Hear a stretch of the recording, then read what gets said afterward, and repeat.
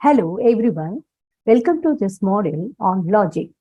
This is Dr. K. Kalaiarasi, Assistant Professor, PG and Research Department of Mathematics, Kaveri College for Women, Autonomous. Let us see the definition, propositional logic. This is the simplest variant of formal logic is propositional logic, and it is very simple, declarative sentence. The logic is concerned with combining sentences such as the world is round and Columbus was right. So we can write, if the world is round, then Columbus was right. It began with the early Greeks and it was extensively developed by Aristotle. The proposition is something that is either true or false. It is not both. Let us consider some examples. The cover of this book is pink. Napoleon spent at least one day of his life in Paris. On the other hand, justice, the Queen's birthday, whoever is stronger, and why is the world almost round, are neither true nor false, and therefore these are not propositions.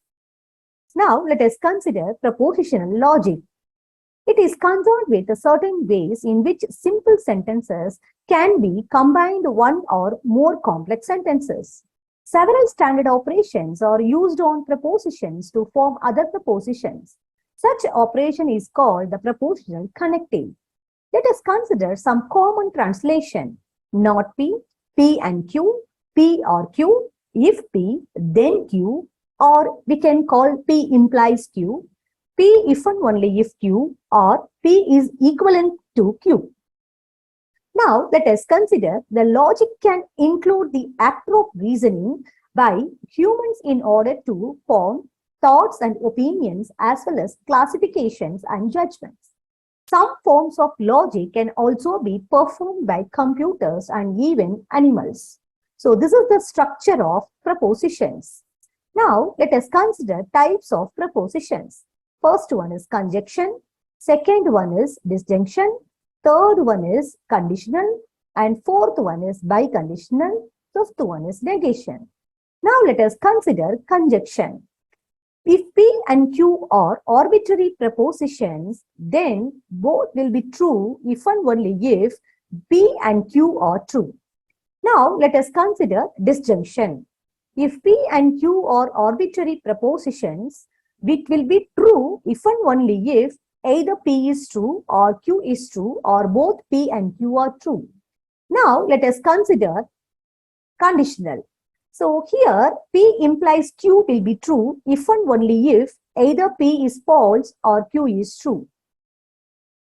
Next, let us consider biconditional. If P implies Q, it will be true if and only if either P and Q are both true or P and Q are both false. This is the truth table. Now, let us consider negation. When it will be true if and only if P is false. That means if P is an arbitrary proposition, then the negation of P is written as negation P. So, this is the corresponding truth table. Now, let us see the example. Let P denote Henry eats halibut and Q denote Catherine eats kippers.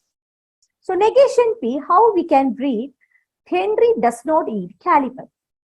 And the proposition P and Q is read as Henry eats halibut and Catherine eats kippers. Suppose we consider the proposition P implies Q is read if Henry eats halibut, then Catherine eats kippers. P if and only if Q is read Henry eats halibut if and only if Catherine eats kippers. So the remaining propositions we can denote in this way. Now let us consider the symbolic logic example. So, propositions. If all mammals feed their babies milk from the mother, so we consider this as A. If all cats feed their babies mother milk, we consider B. All cats are mammals, we consider as C. Now, the proposition A and proposition B lead to the conclusion C. If all mammals feed their babies milk from the mother and all cats feed their babies mother's milk, it implies all cats are mammals. Now, let us consider the priority of the propositional logic. So, it will take decreasing order of the priority. Next, let us consider the logical equivalence law. It contains identity law, idempotent law, associative law, absorption law, double negative law, definition of contrapositive law. I hope you have understood this module. Thank you for watching.